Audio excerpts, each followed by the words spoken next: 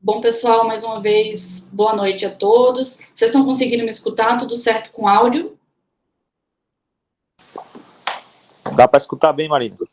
Então, vamos lá. Obrigada pela presença de todos, tá? Eu sou a Marina, eu sou radiologista da Santa Casa, meu enfoque é em neuroradiologia, e a gente está aqui hoje para discutir um pouquinho do AVC na emergência e entender o papel da imagem, né? Muito mais do que a tomografia sem contraste, a imagem pode ajudar em muitos aspectos aí nesses pacientes com AVC. Mas antes de falar da imagem, a gente precisa sempre relembrar isso daqui, né, o mecanismo do AVC, que nada mais é do que essa perda súbita da função encefálica por algum distúrbio no fluxo sanguíneo, que pode ser por uma obstrução vascular, né, causando os AVCs isquêmicos, ou por uma ruptura vascular causando os AVCs hemorrágicos, seja por rupturas de aneurismas, rupturas de malformações arteriovenosas, enfim. Um mecanismo mais comum, ou por embolia, ou por fenômenos trombóticos no vaso. Geralmente, a artéria cerebral média é a mais acometida, e é ela que a gente vai se dedicar aqui no estudo de hoje. E quando você tem uma interrupção ao fluxo sanguíneo no vaso, a gente vai ter um tecido isquemiado, que é o core isquêmico, é uma área de infarto, representa o tecido que morreu, um dano irreversível. E ao redor dessa área isquêmica, a gente vai ter a área de penumbra, né, um tecido ao redor. Tem um grande risco de morrer, mas é uma área potencialmente salvável, né? A gente tem uma redução do fluxo sanguíneo aqui importante, mas essa área ainda não isquemiou. Eu ainda posso salvar essa área de penumbra aqui que está ao redor do tecido morto. E é interessante saber também que é essa área de penumbra que vai dar as repercussões clínicas do paciente, aquele paciente que chega com NAED alto, por conta das alterações aqui na área de penumbra. Tanto que quando a gente faz as terapias de reperfusão, eles vão melhorar aí desse déficit, né? E as terapias de reperfusão vão ser investidas para quê? Para que a gente possa reduzir, né, salvar essa área de penumbra através da alteplase ou através da trombectomia mecânica. E para a gente entender, né, as imagens de hoje, a gente precisa fazer uma linha do tempo, aqui é um panorama histórico que eu montei aqui para a gente poder entender o porquê da imagem hoje. Então, a gente sempre fez o RTPA até 4 horas e meia do insulto isquêmico, né? Depois de 4 horas e meia já não fazia mais isso, só que foram surgindo vários estudos. Em 2015, o pessoal da Holanda, do estudo Mr. Clean, eles perceberam o benefício, né, demonstraram o benefício de se realizar a trombectomia mecânica nesses pacientes em até 6 horas do início dos eventos, isso se tiver tido oclusão de grande vaso. Quando eu falo oclusão de grande vaso aqui, eu me refiro à artéria carótida interna em seu segmento extracraniano e o segmento M1 da cerebral média.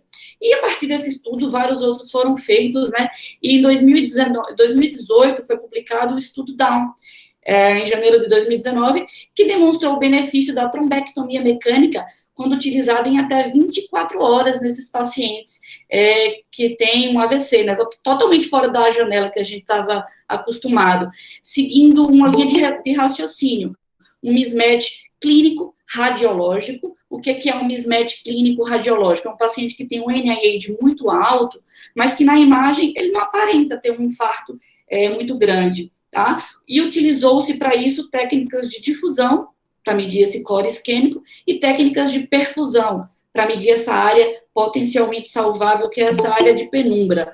A partir desse estudo Down, foram também surgindo vários outros estudos. Em fevereiro, foi publicado, ainda de 2018, o estudo DEFUSE 3, que demonstrou também o benefício da trombectomia mecânica, de 6 a 16 horas do início dos sintomas, através do mismatch, agora um mismatch core isquêmico, com a penumbra da perfusão, utilizando o estudo de perfusão por tomo.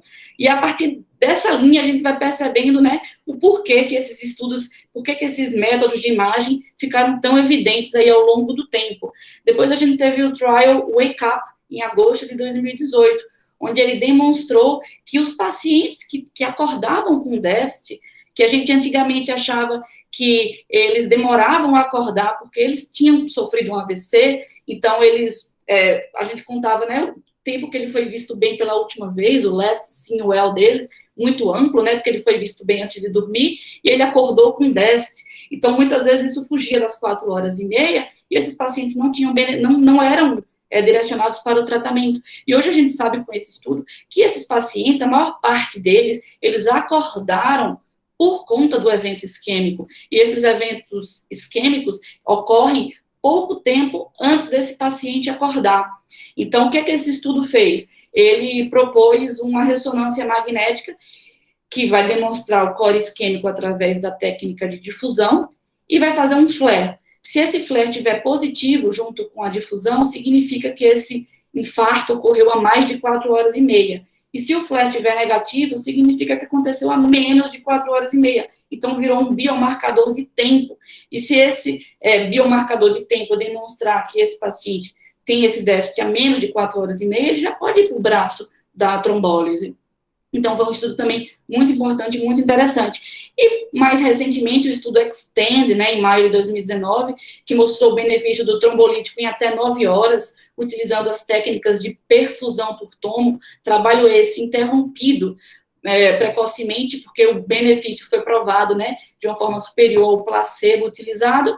E o mais recente de todos, há 15 dias atrás, foi publicado esse estudo brasileiro Resilient, demonstrando mais uma vez o benefício da trombectomia mecânica em até 8 horas, quando se utiliza a perfusão por tomo nesses pacientes selecionados, validando, né, na nossa população brasileira, esses achados aí, esse benefício da trombectomia mecânica. Então, a gente tem um monte de exame de imagem disponível hoje, e vamos entender quando usar cada um deles. Antes de começar a falar deles, é importante que a gente tenha em mente aí esses conceitos, o que é o edema vasogênico e o que é o edema citotóxico. O edema vasogênico é quando a gente tem um fluido extracelular que sai dos capilares, tá? Decorrente de mecanismo de quebra de barreira. A gente vê isso muito em tumores, metástases, ao redor de abscessos, e é isso que a gente vê aqui na imagem da esquerda, uma área de hipoatenuação, mas que preserva o córtex, tá? Então, isso é edema vasogênico, é diferente do edema que a gente vê aqui do lado direito, que é um edema que envolve o córtex, é o edema citotóxico, que ocorre após a morte celular. E é o que a gente observa no AVC. Então, o edema vasogênico dá esse aspecto em luva, né, com preservação aqui do córtex, e o edema citotóxico é a morte celular que a gente vê aí nos pacientes do AVC. Então, o AVC isquêmico acontece em casos, aproximadamente, e o hemorrágico, em 10% dos casos, a tomografia vai ser essencial para essa diferenciação aí. Então, aqui a gente vê um AVC isquêmico, uma área de hipoatenuação no território da cerebral média, e na imagem da direita, um hematoma intraparenquimatoso, com edema vasogênico ao redor. Vamos ver com calma cada imagem dessa. Então, qual que é o papel? Vamos começar aqui com os papéis da imagem, né? A tomo de crânio sem contraste, todo paciente que chega com AVC vai fazer uma tomografia de crânio. Não é para diagnosticar o AVC, mas sim para conduzir o meu tratamento. Porque quando eu faço esse exame e vejo que tem uma área de hemorragia, esse paciente vai ter contraindicação ao trombolítico, tá? E quando eu faço o exame e não vejo a área de hemorragia, eu posso tocar o tratamento, né? Preciso observar algumas coisas além da hemorragia que podem ou não contraindicar o tratamento. Então, a tomo sem contraste, ela vai mostrar isso. Existe sinais de hemorragia? Se sim, eu já tiro esse paciente aí do tratamento. Se não, eu vou tentar buscar sinais precoces de AVC. Tipo essa mulher aqui que chegou com um protocolo AVC lá no nosso serviço, uma mulher de 63 anos, com afasia e redução de força à esquerda e desvio de comissura labial há 2 horas e meia. Então, ela estava num tempo bom, fez o exame e a gente percebeu que tem uma área, um hematoma intraparenquimatoso aqui, parietal à direita, com edema vasogênico ao redor e inundação ventricular.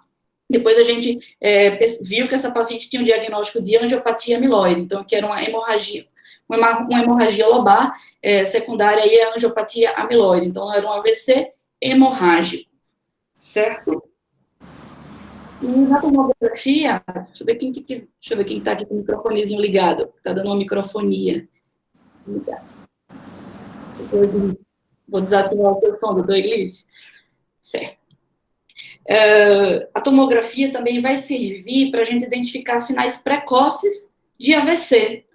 A gente olha essa tomografia, parece inocente, mas a gente percebe que tem uma hiperdensidade aqui na artéria cerebral média esquerda. Então, isso é um sinal precoce de AVC, significa que tem um trombo nessa topografia aí da artéria cerebral média esquerda. Então, o sinal da artéria densa é um dos achados precoces que a gente vai perceber nesses pacientes. Outro achado precoce na tomografia sem contraste é o apagamento da ínsula e do lentiforme. A gente olha o exame, parece inocente aqui.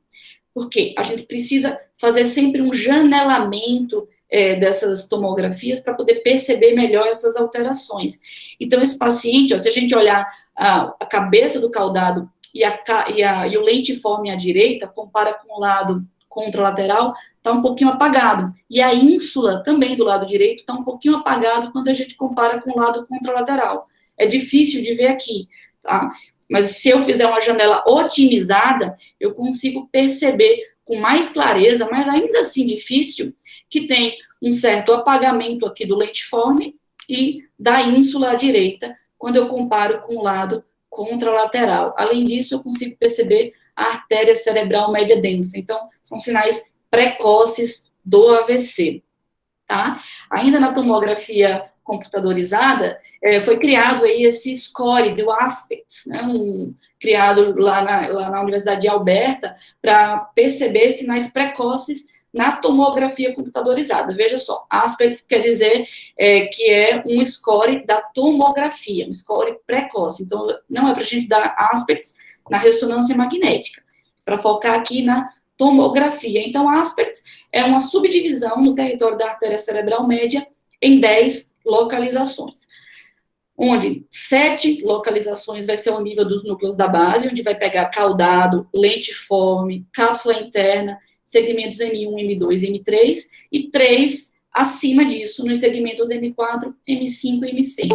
O que a gente vai tentar perceber nesses pacientes é discretas áreas de hipoatenuação nessas topografias. À medida que eu for percebendo essas hipoatenuações, eu vou tirando um ponto de cada local onde eu perceber isso.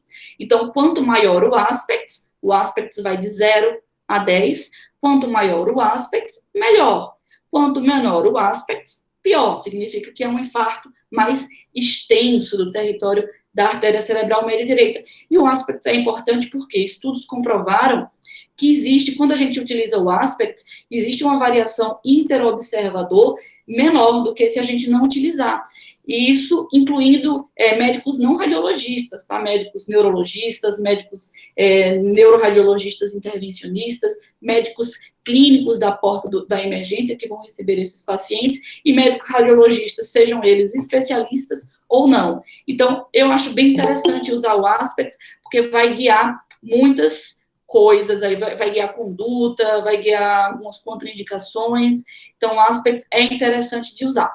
Então, quando a gente faz a tomo sem contraste, a gente consegue já dar várias informações e consegue contraindicar o tratamento em algumas situações. Quando a gente tem a hemorragia, que eu já falei, o hematoma, o AVC hemorrágico, ou quando a gente tem também uma extensa hipoatenuação no território da cerebral média. Veja esse paciente, ele tem uma extensa hipoatenuação aqui no território da cerebral média direita, tá? Um Aspects menor ou igual a 6, a gente já pode chamar de extensa hipoatenuação, embora no guideline da American Heart Association, ele não fala de Aspects nesse momento aqui para contraindicar o tratamento na tomografia sem contraste. Ele fala apenas de uma extensa e franca hipoatenuação. Em geral, a gente usa a regra de 1/3, né, mais do que 1/3 do território de irrigação da artéria cerebral média. Então, quando a gente vê esses infartos extensos, a gente tem uma recomendação de não tratar esses pacientes. Então, contraindicação ao tratamento na tomo sem contraste, quando a gente perceber áreas de hemorragia ou quando a gente perceber áreas de infarto extenso, certo? A angiotomografia arterial do crânio, a gente também faz de rotina nesses pacientes, porque a gente quer tentar flagrar trombos proximais, aquele trombo que vai estar no segmento ali M1 da cerebral média.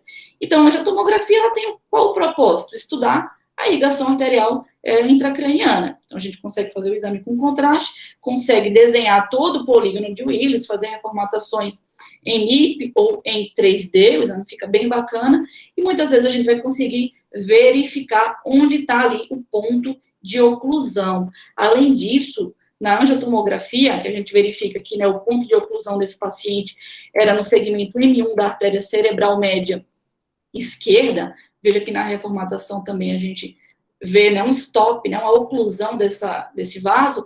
Além de perceber isso, a gente consegue quantificar também circulação colateral. Olha os vasos corticais à direita, olha a pobreza de vasos corticais à esquerda.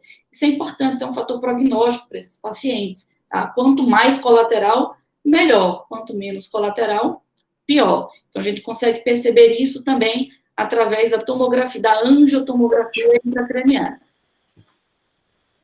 Certo? E aqui é só uma proposta de score. Nosso chefe aqui do microfone ligado, deixa eu desligá-lo. É uma proposta de score aqui para esses pacientes, para a gente fazer o score da circulação colateral. Existem várias propostas, essa é uma das mais simples.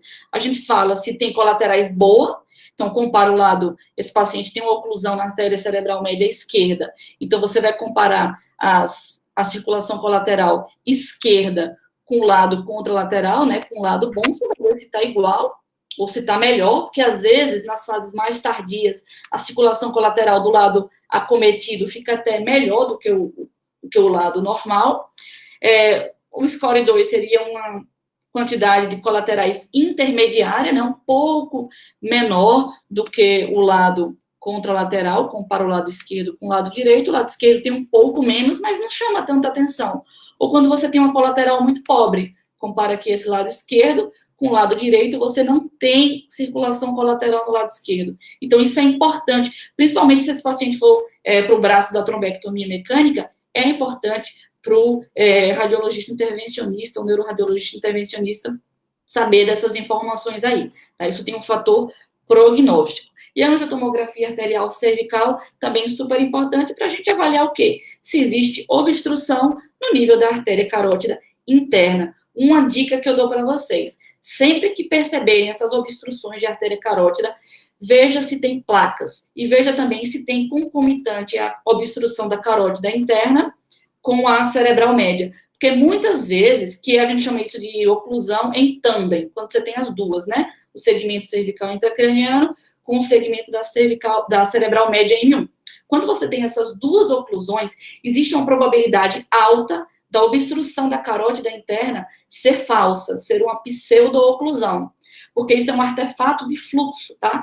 Quando você tem uma obstrução lá em cima, o fluxo vai estar passando muito lento através dessa carótida. Quando a gente corta o exame com esses aparelhos muito rápidos, múltiplas fileiras de detectores, vai dar esse artefato de fluxo. O fluxo é muito lento e não vai passar, ele vai aparecer para você como se fosse uma oclusão. Isso é visto também, inclusive, na arteriografia. Quando você faz arteriografia, pode dar esse mesmo artefato. E o padrão ouro vai ser a exploração com microcatéter desse vaso aí acometido. Então, uma dica é, se você tem uma artéria carótida sem placa e você tem uma obstrução lá na cerebral média e na carótida, provavelmente essa da carótida pode ser falsa, tá? Então, a gente tem esse dever de falar para o médico, para o radiologista intervencionista, que existe a possibilidade de existir uma pseudo-oclusão aqui. Agora, se é um paciente com muita doença ateromatosa, bulbo cheio de placa e um stop, aí a gente vai confiar, né, que vai assumir que realmente tem uma oclusão em tandem, né, uma oclusão verdadeira na carótida e uma oclusão verdadeira lá na cerebral média. Mas é importante vocês terem em mente de que isso ocorre e que não é tão incomum, a pseudo-oclusão da carótida interna no seu segmento extracraniano. Então, esses exames de angiotomografia são essenciais nos pacientes que são elegíveis para trombectomia mecânica. Então, o benefício da trombectomia mecânica hoje já está provado, né? Inclusive, alguns estudos mostrando que os benefícios é em até 24 horas. Então, quais são os pacientes elegíveis para trombectomia mecânica? Quais são aqueles pacientes que a gente pode mandar lá para o serviço de hemodinâmica? O que tem obstrução proximal, e quando tem obstrução proximal, a gente está falando de carótida interna no segmento extracraniano e segmento M1 da cerebral média, tendo o cuidado de observar esse tipo de oclusão aqui, porque pode ser uma falsa oclusão pelo aquele artefato de fluxo que a gente comentou, pacientes que tenham, além dessa oclusão, um aspect maior ou igual a 6, olha a importância do aspect, está definido lá nas recomendações mais atuais da American Heart Association, e que não tenham hemorragia do exame de tomografia sem contraste, certo? Avançando aqui para o próximo método, a ressonância magnética, ela vai ser bem importante para a gente avaliar o core isquêmico. A sequência que melhor vai mostrar a área de isquemia e que primeiro vai mostrar a área de isquemia é a ressonância magnética na sequência de fusão, tá? No hospital que eu trabalhei, faz ressonância para todo AVC, então lá é melhor. Não é bem assim, tá? A ressonância pode ser utilizada como uma avaliação inicial para os pacientes com AVC, mas você tem que levar em consideração quem é o teu hospital, qual o teu grupo, qual a experiência do serviço, tá? Se você tem só uma ressonância, será que vale a pena você direcionar todo o seu fluxo de protocolo AVC para esse único aparelho? Ou será que não é melhor fazer realmente uma tomografia que mostra um benefício tão bom quanto da ressonância magnética? Então, existem sim serviços que vai usar a ressonância como papel principal e inicial nesses pacientes com AVC, mas vão ter outros serviços, a maioria deles, que não vai usar a ressonância, vai usar a ressonância em pacientes selecionados. Então, qual que é o papel da ressonância? Demonstrar o core isquêmico. E o core isquêmico vai ser demonstrado através da área de restrição à difusão, que vai aparecer de forma muito precoce e pode se manter restrito, né, por até mais do que uma semana. A área de restrição à difusão pode permanecer, por até 7 dias aqui nessa tabelinha, certo? Então, voltando para aquele diagrama inicial, a gente tem a área de core isquêmico, tecido morto, que não vai mais ser salvo, que vai estar representado na ressonância através da área de restrição à difusão, e a área de penumbra, que eu não vou conseguir ver nas sequências de ressonância magnética convencional. Só vou conseguir ver nos estudos de perfusão, seja por tomo, seja por ressonância magnética. Mas antes de entrar na perfusão, eu preciso falar também, reforçar mais uma vez aquilo que eu falei do estudo Wake Up, né?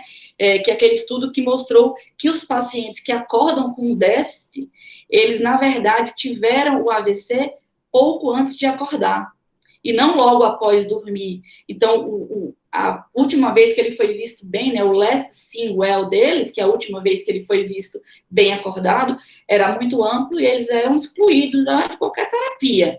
E agora não, a gente sabe que, a partir desse estudo, né, a gente vai observar a difusão, vai ver o core isquêmico, que é a área que restringe, e vai olhar o flare. Se eu tiver hipersinal em flare na mesma topografia que eu tenho a restrição à difusão, significa que esse meu insulto isquêmico ocorreu há mais de 4 horas e meia, ou seja, é um biomarcador de tempo, tá? E se eu tiver uma área de restrição à difusão, mas se o meu flare estiver normal, significa que esse meu insulto isquêmico ocorreu há menos de 4 horas e meia. Então, esse paciente, ele pode ir para a terapia de reperfusão, ele está no tempo. Então, se a gente tem ressonância, vale a pena nesses pacientes, né, ou que tem um tempo de ictus indefinido, ou que tem um wake-up stroke, a ressonância tem esse papel aí muito importante, fundamental aí nesses pacientes.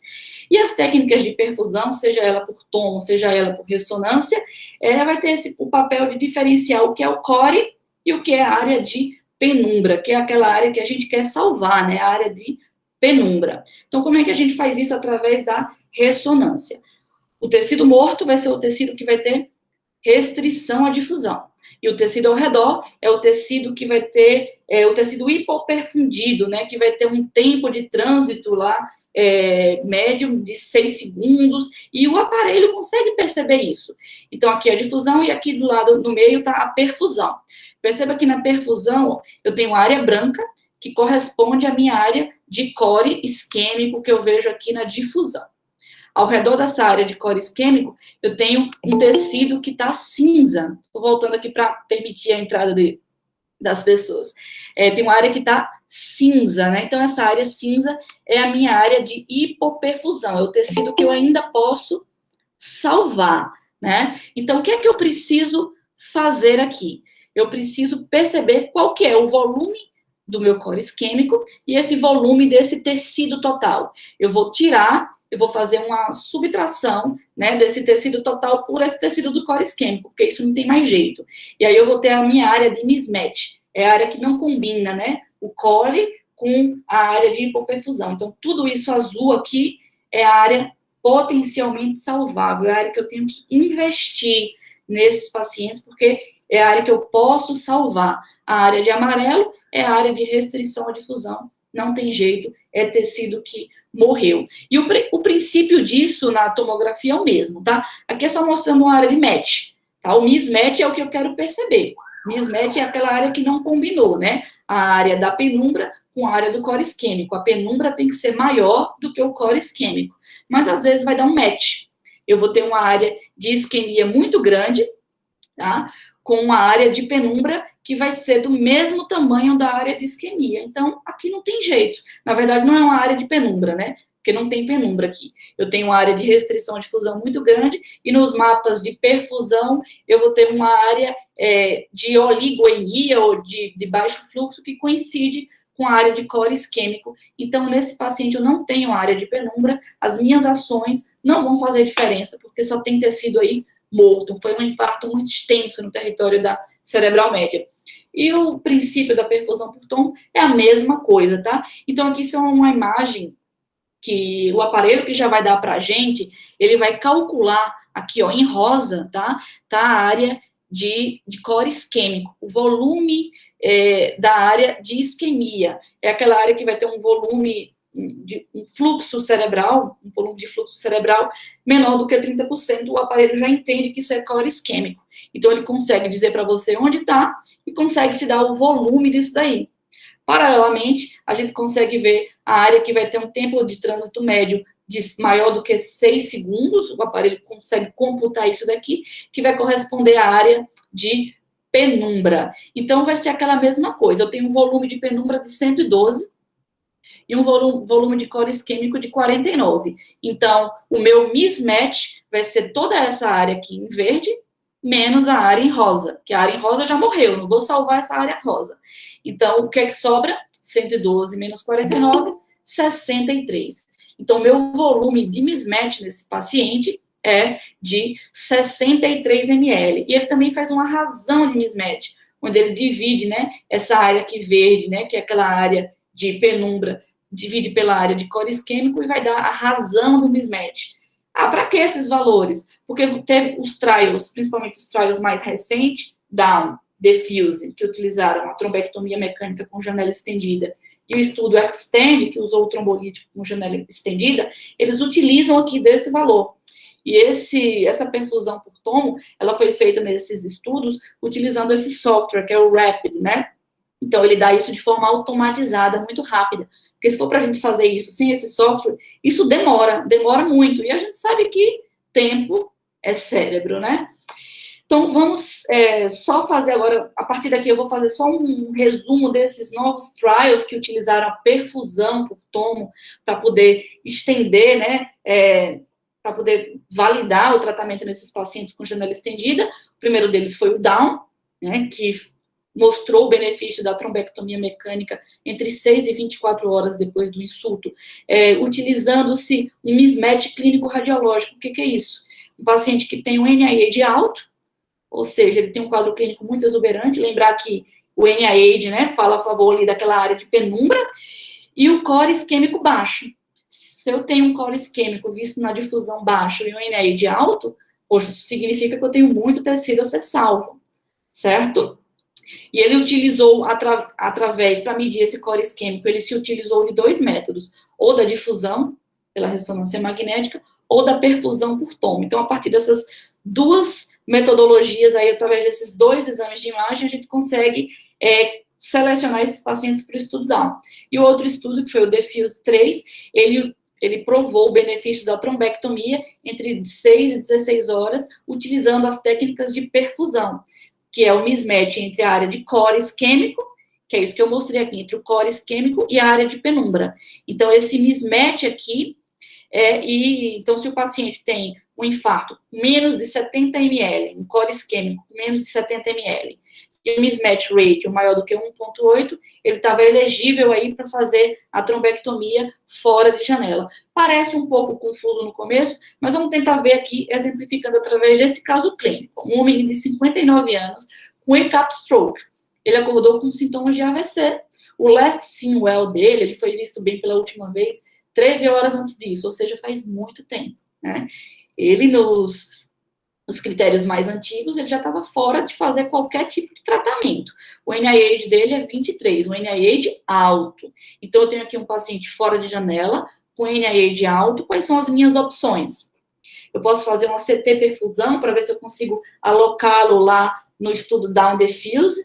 Posso fazer uma difusão para tentar ver, junto com o flare, se tem aquele mismatch flare barra difusão, para tentar ver tempo, estimar o tempo, né, como foi visto lá no trial Wake Up Stroke.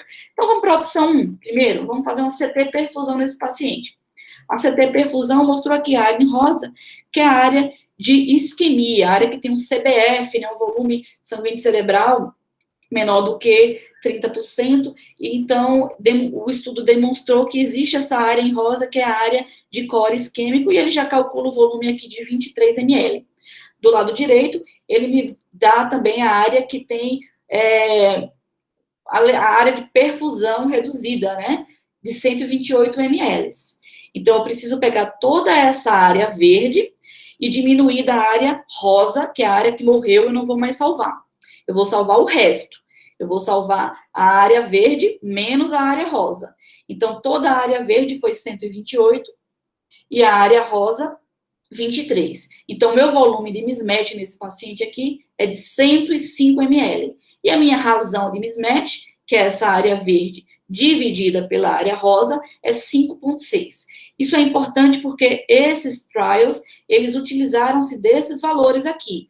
Volume de core isquêmico, volume de mismatch e a razão de mismatch. Vamos colocar o nosso paciente no primeiro estudo, no Diffuse 3. O Diffuse 3, ele vai selecionar os pacientes que têm infarto menor do que 70 ml e uma razão de mismatch maior ou igual a 1,8. E, claro, oclusão proximal, de carótida interna ou M1. Por quê? Porque vai ser feito a trombectomia fora de janela, né, em até 16 horas. Vamos relembrar o nosso paciente? O nosso paciente tem um volume de infarto de 23, ou seja, é menor do que 70 ml, e a razão de mismatch do nosso paciente é 5,6, é maior do que 1,8. Então, esse paciente, ele tem critérios de elegibilidade para fazer a trombectomia mecânica, se eu quiser me basear nesse estudo Diffuse 3. Agora, vamos pensar assim, não tem uma perfusão no meu serviço. Tudo bem, vamos para a segunda opção. Vamos colocar esse paciente no trial Wake Up. Vamos fazer uma difusão nele, vamos flagrar a área de restrição à difusão, que é o meu core isquêmico, tecido morto, que não volta mais. Vamos fazer um flare. Opa, num flare eu não vi a área de hipersinal. Lembra que esse mismatch, difusão e flare, significa que esse insulto isquêmico ocorreu há menos de 4 horas e meia. Está no tempo de janela para trombolítico. Vamos excluir a hemorragia fazendo o SWI e vamos ver se tem obstrução de grande vaso fazendo o TOF, né, que é a sequência que a gente faz da anjo intracraniana. Então, eu vi que tem uma área de isquemia, eu vi que essa área é menos de 4 horas e meia que aconteceu, porque eu não tenho alteração no flare, eu vejo que não tem área de hemorragia na sequência de suscetibilidade magnética, e eu vejo que tem aqui oclusão de grande vaso. Então, esse paciente, ele pode ir para o braço da trombectomia mecânica e ele pode ir para o braço do trombolítico. Ele foi para a trombectomia mecânica, que na angiografia, né, pré-procedimento, mostrou uma oclusão aqui no cerebral média, assim como o TOF mostrou, e depois da trombectomia, o reestabelecimento da circulação anterior direita nesse paciente, tá? Ou seja, um paciente que antigamente ele era desacreditado, last seen well de 13 horas, agora ele tem uma chance de se beneficiar aí dessas técnicas, tá? Agora, digamos que esse mesmo paciente que acordou assim, ainda na difusão, tem restrição à difusão, mas agora eu vejo um flare com hipersinal. Então, eu sei que esse paciente tem mais de 4 horas e meia de insulto isquêmico, tá? Então, o que é que eu vou fazer agora? O SWI vai ver que não tem área de hemorragia e o TOF mostrando que tem oclusão de grandes vasos. Então, esse paciente ele já está fora de janela. Eu posso agora alocá-lo naqueles trials, down ou diffuse, né? Então, o que é que eu vou fazer? Se eu não tenho a perfusão, vou medir o volume do core isquêmico. Como é que eu faço isso na difusão? A difusão da gente não é isotrópica, né? Não é volumétrica. Mas a gente pode pedir para fazer os cortes de difusão mais fino e fazer uma reformatação. Vai perder um pouco de valor, mas a gente consegue estimar o volume dessa forma. Medindo, né, diâmetro antero-posterior, lateral crânio-caudal, multiplica por 0,52, vai ter o volume do core isquêmico. E a gente vai conseguir colocar esse paciente aqui no trial do Down. Então, digamos que esse paciente, que é aquele primeiro, né, tem um volume de core isquêmico de 28. O Down, ele vai selecionar os pacientes através do mismatch clínico radiológico, né, os pacientes que têm uma clínica muito exuberante, um NIH muito alto, com volume de infarto pequeno, significa que ele tem uma penumbra grande, muito tecido a ser salvo.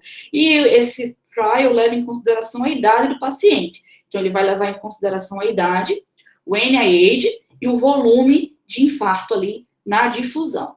Vamos lembrar, o nosso paciente tem 59 anos, o NIH dele é de 23, e quando a gente mediu o core o volume, né, do core isquêmico, o volume da área de restrição, deu um volume de 28, onde o nosso paciente está aqui nesse último item. É um paciente menor de 80 anos, é um paciente que tem o NIH maior ou igual a 20 e que tem um volume de difusão menor do que 31 ou 50 ml.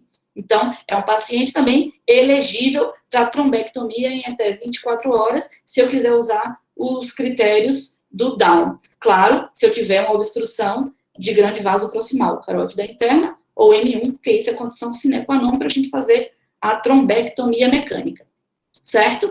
E o estudo mais recente que saiu, né, sobre isso foi o Extend, que propôs a estender a janela para utilização do trombolítico em até 9 horas, não mais ali 4 horas e meia, mas agora 9 horas, utilizando-se também da perfusão por tomo, utilizando-se também esse software, né, que vai ver o volume de isquemia, vai ver o volume de mismatch, né, que é aquela área de penumbra menos a área do core isquêmico, e a razão de mismatch. Então, os pacientes que têm a razão de mismatch maior do que 1,2 e um core isquêmico menor do que 70, como é esse paciente aqui, ele é elegível para fazer o uso do trombolítico em até 9 horas do início dos sintomas, né? Extrapolando ali aquela janela das 4 horas e meia.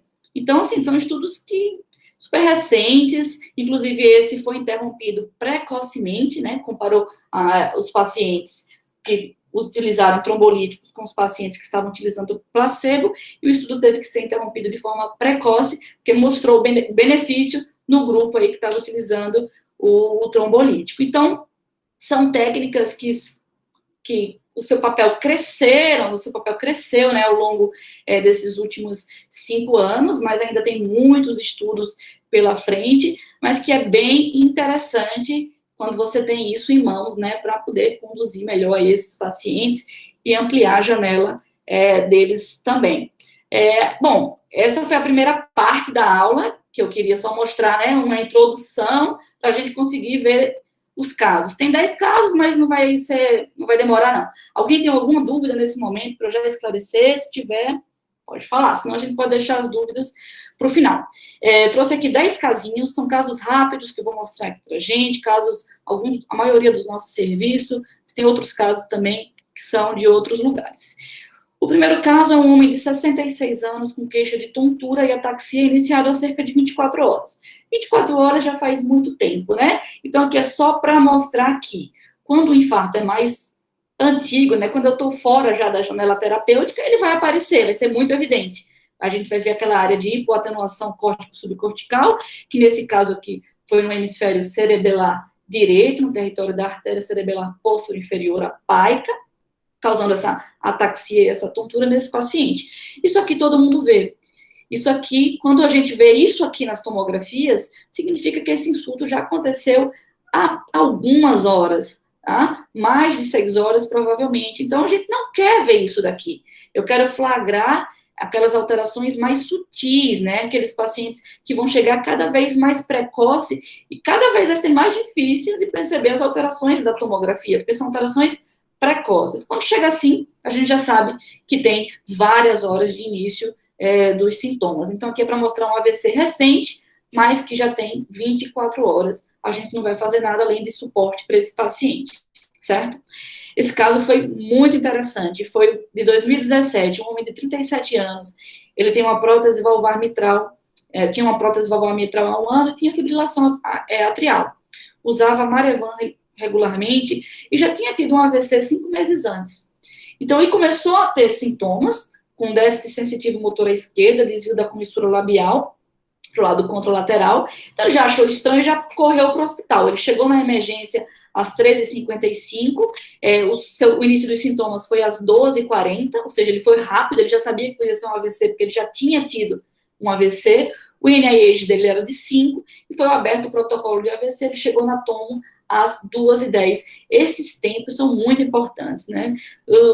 O protocolo tem que estar otimizado para o paciente o mais rápido possível para a tomografia, e, se possível, fazer o trombolítico na sala de tomografia. Então, na tomografia sem contraste não foi visto nenhuma área de hemorragia, não foi visto nenhum sinal que chamasse atenção para a isquemia recente, mas foi visto uma oclusão no segmento M1 da cerebral média direita, que a gente vê aqui a setinha apontando, né? Então, esse paciente, ele foi para a sala da hemodinâmica, foi realizada a trombectomia mecânica, tá? Aqui o trombo, aqui foi antes do procedimento, mostrando o trombo, né, e a falha de enchimento da artéria cerebral média direita, e aqui o controle pós-procedimento, logo após a trombectomia. Essa tomografia foi adquirida na própria sala pelo Rodrigo, lá na própria sala da hemodinâmica. Então, mostrando, né, a reperfusão aqui da artéria cerebral média nesse paciente. E aí o controle, 24 horas depois, mostrando que teve uma área que sofreu, né, teve uma área que realmente morreu, infartou, aqui na região núcleo capsular direita, mas foi uma área pequena, aceitável. O interessante é que uma semana depois, esse paciente ainda internado, evoluiu com quadro de afasia, perda do movimento de mídio direito e paralisia em hemifásica com NIH de 8. Ele voltou para a tomografia, aqui são as alterações do insulto inicial, né, aquela área de hipoatenuação que ficou como sequela. Quando a gente fez a angiotomo, percebeu que ele tinha uma oclusão cerebral média agora à esquerda, uma semana depois. Tá? Foi feito para esse paciente o trombolítico, ele não foi para a trombectomia mecânica dessa vez, foi feito o trombolítico e o controle 24 horas depois, aqui no dia que ele fez o segundo exame, né, uma semana depois, mostrando a nova oclusão, e 24 horas depois do tratamento, mostrando que ele ficou também com uma área de sequela na região nucleocapsular à direita, à esquerda, desculpa, e a reperfusão da cerebral média aqui esquerda, né, ela ficou pérvia novamente aí com a terapia de reperfusão. E é interessante notar que esse paciente teve até uma hemorragiazinha pequena depois do uso do trombolítico, no território da cerebral média contralateral, que era onde ele tinha sofrido o primeiro insulto na semana anterior. Então, foi um caso bem emblemático, né, porque ele teve um AVC do lado direito, num dia X, e uma semana depois ele veio com AVC do lado esquerdo, ainda internado. Esse caso 3 é um homem de 71 anos que iniciou afasia e parestesia à direita há cerca de 3 horas. Quando a gente olha assim, parece um tomo inocente, só com as áreas antigas, né? Aqui é tudo área antiga, região frontal direita, parietal esquerda, mas vamos olhar com calma aqui, ó. Veja os sulcos do lado esquerdo. Percebam que os sulcos entre os giros, eles estão mais apagadinhos, mais obliterados.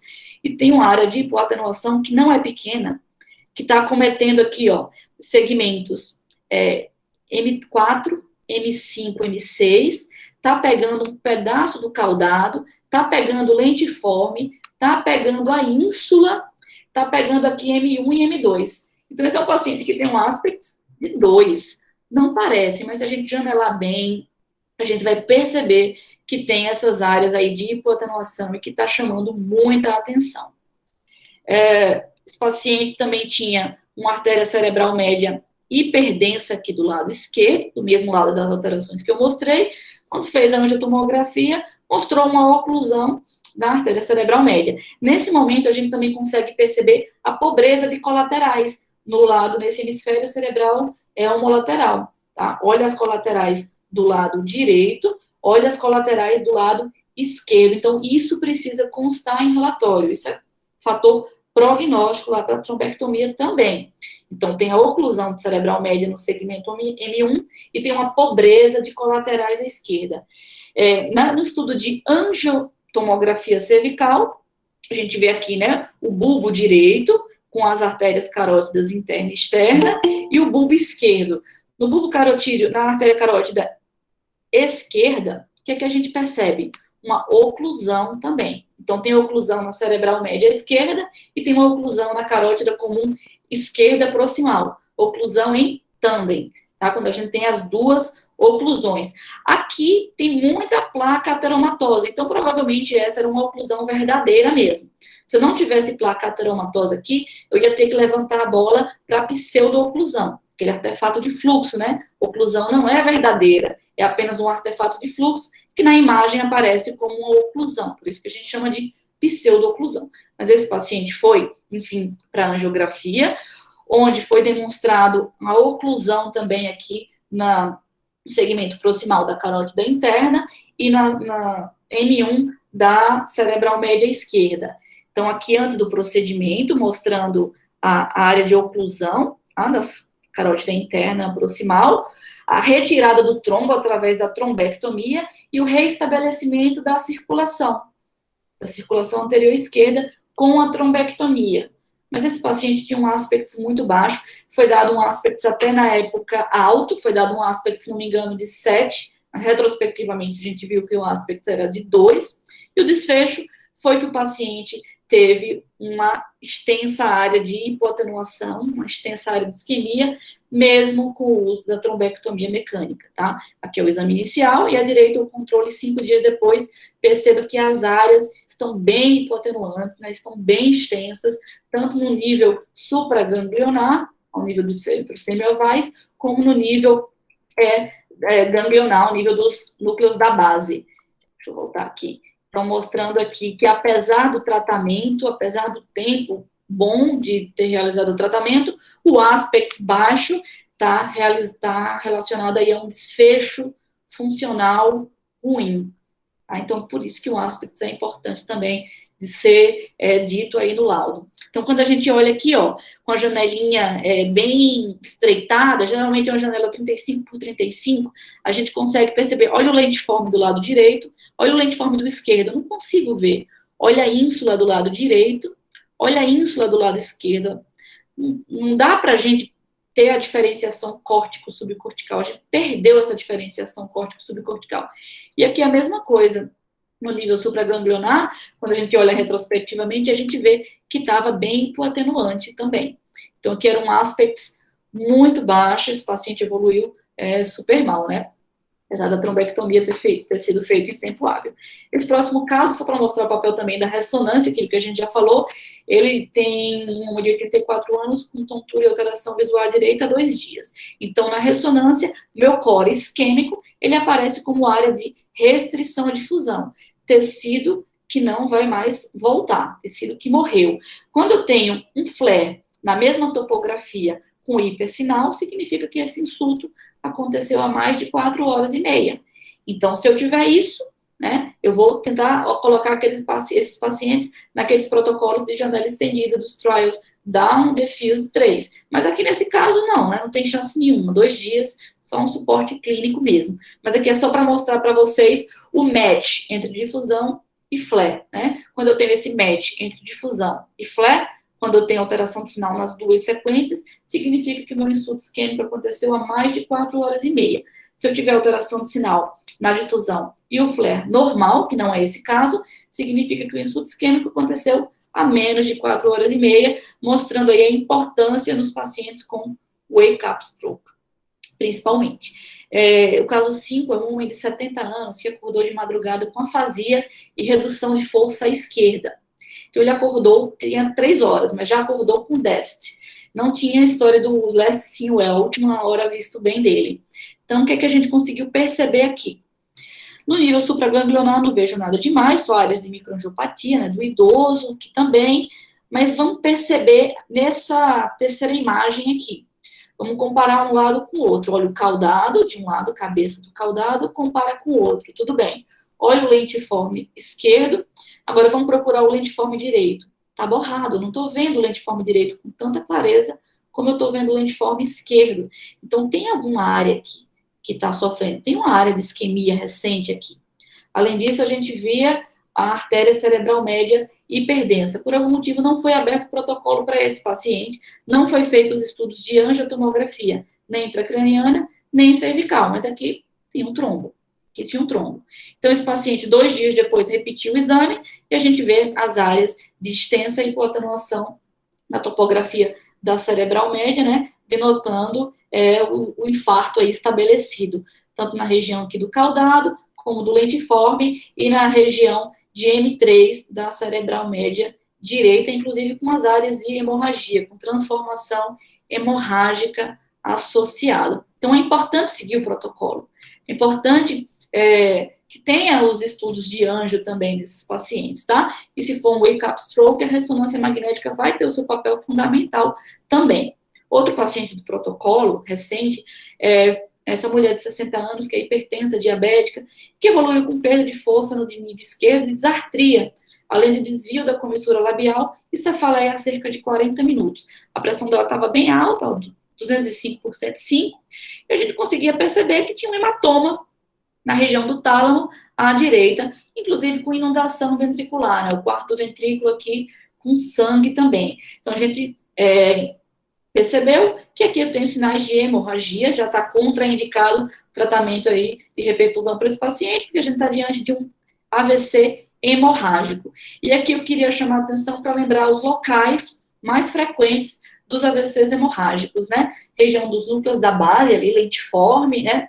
Caudado e putamen, que é na região de irrigação das artérias lentículo-estriadas, que vai dar aqueles microaneurismas de Charcot, quando você tem uma pressão muito alta, vai ter as micro-rupturas aí, a ruptura desses microaneurismas, dando um hematoma ali na região núcleo capsular. Outro local bem comum é o tálamo, que é o caso desse paciente, e os hemisférios cerebelares e pontes, são as topografias mais típicas aí das hemorragias hipertensivas. Então, sempre que vê um hematoma, tentar perceber se tem ou não edema vasogênico ao redor, como é que está a área de compressão do parênquima, e relatar tudo isso também nesses pacientes, mas aqui definitivamente contraindicado terapias de reperfusão, porque tem sinais de hemorragia, um AVC hemorrágico. Esse caso não é nosso, foi cedido pelo Dr. Arthur, é uma mulher de 60 anos, Covid positiva, e que estava evoluindo com um rebaixamento do nível de consciência. Quando fez a tomografia, um extenso AVC no território da cerebral média esquerda, né? Aspectos aqui é 0, não tem área normal nessa região da cerebral média esquerda. E eu tenho uma franca hipoatenuação. Então, já é contraindicado aqui também qualquer tipo de tratamento de reperfusão, porque eu tenho uma franca hipoatenuação. Com certeza, mais de 1/3 da cerebral média. Está pegando todas o território da cerebral média esquerda. Então, essa paciente foi para craniectomia descompressiva, né, para tentar fazer a descompressão. E corroborando, né, o fenômeno trombótico já observado, já definido aí, nesses pacientes com Covid positivo. Um caso bem, bem bacana. Obrigada, Arthur, pelo caso. O caso 8 é um homem de 86 anos que estava evoluindo com fraqueza do lado esquerdo do corpo e desvio da comissura labial há 3 horas, um NIH de 15. Então, se a gente for olhar, parece também uma tomografia muito inocente. Mas quando a gente vai olhar com calma, olha o caudado do lado esquerdo e olha o lentiforme e a ínsula do lado esquerdo. Do lado direito, está mais apagado. Então, esse paciente, ele tem uma hipoatenuação ao nível do caudado direito, do lentiforme direito e da ínsula. É um aspect de 7, certo? E ele está com 3 horas do insulto. Foi feito o estudo de angiotomografia, que mostrou a oclusão da cerebral média direita no segmento M1, ou seja, oclusão proximal, e mostrou também oclusão da carótida proximal carótida interna proximal do mesmo lado, é aquela oclusão em tandem, né, que antigamente falava, se tivesse oclusão em tandem, você não vai fazer a trombectomia, vai colocar aí um stent, mas hoje se sabe, Cícero está aí, se quiser depois, se estiver falando alguma besteira, Cícero, você me interrompe e me corrige, mas hoje se sabe, né, que se você tem a oclusão em tandem, você pode ir lá e abordar, sim, esse paciente. A oclusão em tandem, para quem chegou depois, é quando a gente tem a oclusão da carótida interna proximal e da cerebral média no seu segmento ali M1 ou no T carotídeo. E sempre que a gente observar essa oclusão em tandem, prestar atenção como é que está a minha carótida interna proximal. Porque muitas vezes não é uma oclusão verdadeira, é uma pseudo-oclusão. Teve estudos que mostrou que até 40% das oclusões de carótida interna, quando você tem uma oclusão em tandem, eram falsas. Quando foram para a trombectomia mecânica, viram que não tinha oclusão, era só aquele artefato de fluxo, tá? Só para fazer com que o radiologista realmente caia do cavalo. Então, viu a oclusão em tandem, preste atenção se tem calcificação no bulbo carotídeo, como é que está ali esse bulbo carotídeo. Foi feito nesse paciente um estudo da perfusão, então, só para mostrar aqui para vocês mais uma vez, aqui é a técnica do tempo médio de trânsito, que mostra a área de fluxo sanguíneo, né, reperfundindo com mais lentidão, que é a área de penumbra. Tudo que está vermelho aqui é tecido que pode ser salvo, mas eu preciso comparar com minha área de CBF, que é a minha área de isquemia, o core isquêmico, eu vou ver nesse mapa da direita.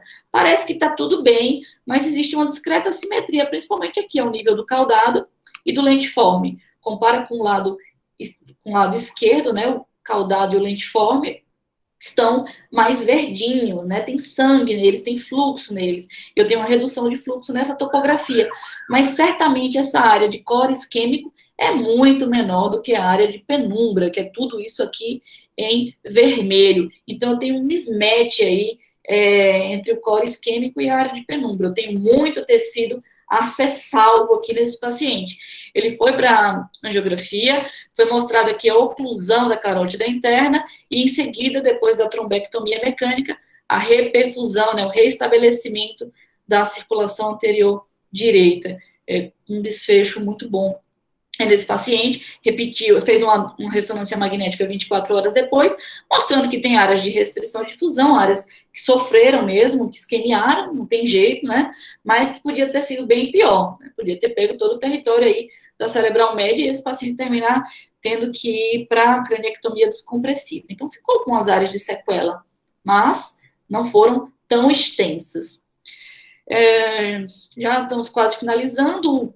O caso 9 é esse paciente de 28 anos, sem comorbidades conhecidas, e que foi encaminhada de outro hospital, um hospital que não tinha um centro de AVC, então encaminhou esse paciente para a gente com hemiparesia esquerda e disartria com NIH de 7, e o início dos sintomas de aproximadamente 2 horas e meia. Então, esse paciente fez a toma, não mostrou nenhuma área de franca hipoatenuação, não mostrou nenhuma área de hemorragia, mas a toma não está normal. Mais uma vez, presta atenção aqui, ó, cabeça do caudado e lentiforme. Compara com o lado contralateral. Cabeça do caudado e lentiforme do lado esquerdo, cabeça do caudado e lentiforme do lado direito. Tem um apagamento da cabeça do caudado e do lentiforme do lado direito. Então, o aspecto desse paciente vai perder pelo menos 2 pontos aí. Vai ser um aspecto de 8. Quando fez a angiotomografia intracraniana, a gente viu uma oclusão no segmento M1 da cerebral média direita. Foi feito o estudo, né, da região cervical, onde mostrou um afilamento da carótida interna direita na sua porção extracraniana. Numa paciente jovem, a gente tem que pensar aqui, ó, em dissecção arterial. Sempre que a gente vê esse afilamento, né, nem sempre a gente vai ver o duplo lumen na dissecção, sempre que vê um afilamento, pensar na dissecção arterial. A paciente foi submetida a trombólise venosa e foi encaminhada para a hemodinâmica, onde ela fez a trombectomia mecânica e a angioplastia da carótida interna direita. Então, aqui, antes do procedimento, mostrando a oclusão, né, do segmento M1 da cerebral média direita, e depois do procedimento, depois da retirada do trombo, né, a trombectomia, a angiografia após o procedimento, mostrando a o reestabelecimento do fluxo sanguíneo aí nessa topografia. Então, aqui, para mostrar como essa paciente chegou, com aspects de 8, tiramos 2 pontos do caudado e do lentiforme, né, os dois juntos, 2 pontos, a oclusão da cerebral média e o afilamento da carótida interna direita. Como é que essa paciente ficou 24 horas depois? Uma lesão muito pequena, no nível da região núcleo capsular, sofreu, claro, teve a área de isquemia, teve a área de core isquêmico, que não dava para salvar, mas uma região aceitável. A reperfusão aqui, né, o reestabelecimento do fluxo na cerebral média e o stent que foi colocado na carótida interna, na sua porção extracraniana, cervical proximal.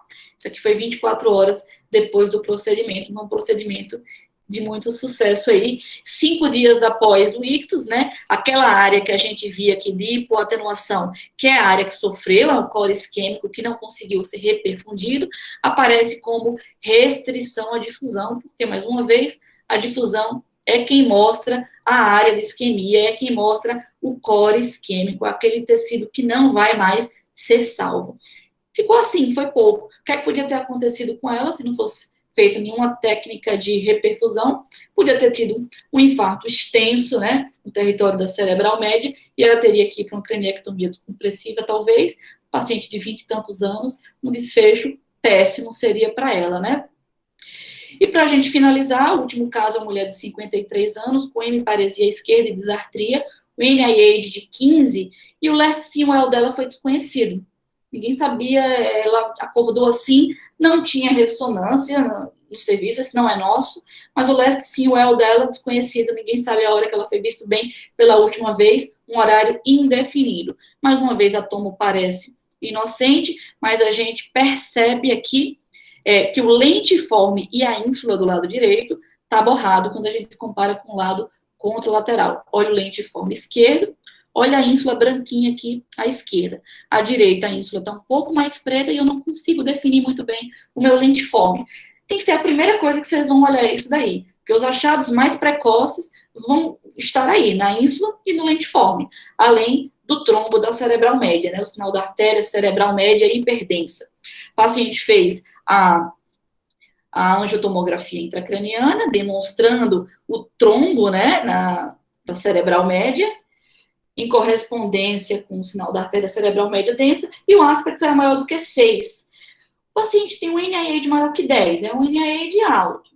E não tem uma franca hipoatenuação, tem um aspecto elevado, o que é que tem algumas pessoas que defendem? Se você não tem a perfusão, não tem problema, porque se você tem um aspecto elevado, significa que você não tem um core isquêmico grande.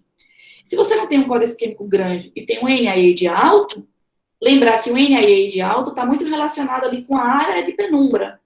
Então, esse paciente deve ter muita área de penumbra, deve ter um tecido, muito tecido aí a ser salvo.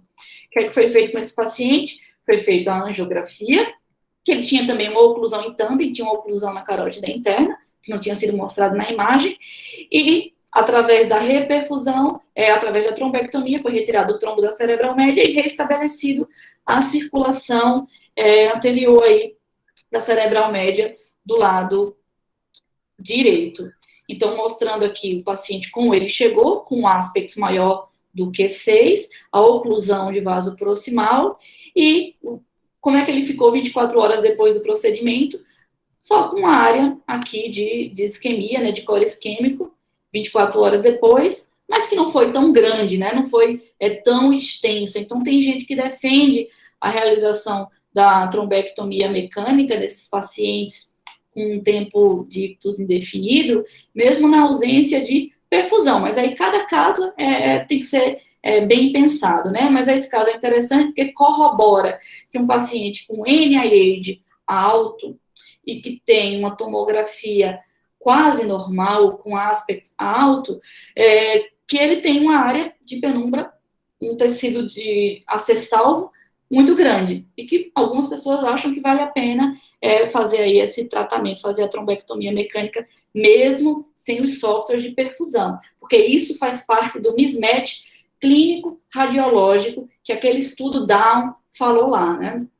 mismatch clínico radiológico é isso. O paciente tem uma NIH alto, mas que não tem alterações tão evidentes assim na tomografia ou na ressonância que justifique isso.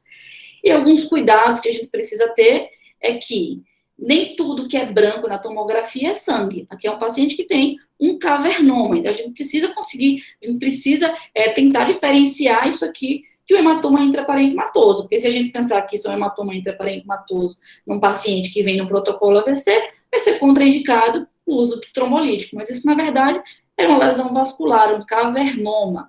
Quando vocês virem, sempre que vocês virem essas áreas de hiperatenuação, tenta perceber se tem edema vasogênico ao redor, tá? Para ter cuidado com isso, não dá hematoma onde, na verdade, não é. Outro cuidado que a gente tem que ter é com as artérias cerebrais médias densas. Nem sempre isso é sangue. Aqui, por exemplo, nessa imagem do meio, era um idoso desidratado. Pacientes desidratados vão ter vasos mais hiperatenuantes. E pacientes que têm hematócrito alto também, que é o caso desse paciente aqui com policitemia vera, onde todos os vasos deles eram bem densos, né? Mimetizando aí trombos. Mas ninguém tem trombo assim tão extenso. Apenas é um pitfall que a gente vai eventualmente deparar aí na imagem. E aqui só para exemplificar e para chamar a atenção de novo da pseudo-oclusão da carótida interna, certo? Então, quando a gente vê nas angiotomografias trombose ali, oclusão no segmento M1 e oclusão na carótida interna, perceba, esse paciente não tem placas ateromatosas. Então, muito provavelmente, isso é uma pseudo-oclusão. Outro fato que fala a favor de ser uma pseudo-oclusão é que fica um aspecto meio que em chama, né? Não é um stop abrupto, vai afilando e para. Então, na verdade, aqui era uma pseudo-oclusão quando esse paciente fez a angiografia, o catéter passou facilmente, mostrando que era uma oclusão falsa, não era uma oclusão verdadeira. Isso já está muito bem demonstrado em vários artigos. Tem esse do AJNR, que é de 2 anos atrás, mostrou, né, um paciente aqui que tem uma oclusão na carótida interna com a placa ateromatosa, então era uma oclusão verdadeira, comprovada, por isso que eu falei nessa história aí da placa para a gente prestar atenção. Aqui era um paciente que tinha uma dissecção arterial, é muito difícil diferenciar a dissecção da pseudoclusão, foi na angiografia, era realmente uma dissecção, e esse último paciente aqui, ele não tinha nenhuma área de calcificação no bulbo carotídeo nem na carótida interna, e teve aqui esse stop. Quando foi para a angiografia, mostrou que, na verdade, era uma pseudo-oclusão. Então, muito cuidado com isso aí. Se não tiver nenhuma área de nenhuma placa ateromatosa, se você estiver achando estranho aí esse stop, sugira uma pseudo-oclusão já para a turma da intervenção e preparada. E para a gente finalizar, o que é que não pode faltar no relatório de jeito nenhum, na tomo sem contraste, a gente precisa definir se tem ou não áreas de hemorragia, se tem ou não áreas de infarto extenso, né, em geral, mais do que 1/3 do que o território da artéria cerebral média, que vai contraindicar o tratamento, e tentar perceber aqueles sinais precoces de AVC, né, que é a cerebral média densa, ou apagamento da ínsula do lentiforme, e quantificar através do aspects. Na angiotomo, vamos tentar localizar esses trombos, se ele está na cerebral média, no segmento M1, ou se ele está na carótida interna extracraniana, porque são pacientes que vão ser elegíveis para o tratamento com a trombectomia, e não esquecer de quantificar a circulação colateral nesses pacientes, porque tem um valor prognóstico. Não esquecer também de falar das variações anatômicas. Se você tem uma carótida comum, esquerda, saindo diretamente do tronco braquiocefálico, avise para o neurocirurgião não ficar, para o neuroradiologista intervencionista não ficar perdido ali procurando. Tudo que a gente falar, né, para eles, vai fazer diferença de tempo de procedimento. Então, as variações anatômicas são importantes, sim, nesses casos. Nos pacientes que acordaram com déficit, né, ou que a gente não sabe muito bem quando que ele foi visto pela última vez, um tempo de ictus indeterminado, pacientes aí do trial Wake Up, vamos tentar fazer uma ressonância, e vamos tentar flagrar se existe mismatch entre a difusão e o flare, que vai ser um biomarcador de tempo. Então, se eu tenho uma difusão com restrição mostrando o core isquêmico, eu vou olhar para a sequência flare e vou perceber que nesse paciente aqui, o flare está com alteração de sinal. Então, nesse paciente, eu tenho um biomarcador de tempo demonstrando que esse insulto aconteceu há mais de 4 horas e meia. Então, é um paciente que vai estar fora de janela. E nesses pacientes fora de janela, eu vou tentar colocá-los nos estudos Down, Diffuse para trombectomia, ou no estudo Extend para os trombolíticos, e aí eu vou precisar fazer aquele mismatch clínico radiológico. O paciente tem um core isquêmico pequeno, um volume pequeno de isquemia na difusão, mas tem um NIH grande, isso é um mismatch clínico radiológico. Pode valer a pena a gente fazer uma trombectomia em até 24 horas, tá? Utilizando tanto da técnica de difusão ou da perfusão por tomo, se a gente tiver isso disponível no nosso serviço, tá? Era isso que eu queria mostrar para vocês, pessoal. Acho que deu para dar uma revisada. Mas se vocês tiverem alguma dúvida, por favor, podem me perguntar. O objetivo é mostrar, né, que o AVC hoje é muito mais do que uma tomo sem contraste para falar se tem ou não sangramento. A gente precisa, muitas vezes, dar muitos outros dados aí para os médicos assistentes, e o radiologista tem um papel fundamental de responsabilidade elevadíssima aí na assistência desses pacientes. Então, precisamos estar atentos e sempre, né, atualizados aí com esses trials novos que aparecem a cada mês aí, digamos assim. Então, é isso. Se vocês tiverem alguma dúvida, por favor, fiquem à vontade. Eu queria primeiro agradecer a participação de todos, né? 37 pessoas aí participando, algumas pessoas de fora, algumas pessoas de dentro, mas obrigada a todos. Essa aula vai ficar gravada e vai ficar lá no nosso canal da residência, que é o Santa Casa Diagnóstico e Ensino, certo? Então, quem quiser rever, pode ir lá, quem quiser compartilhar, também pode compartilhar com seus colegas. Obrigada, pessoal. Então, boa noite.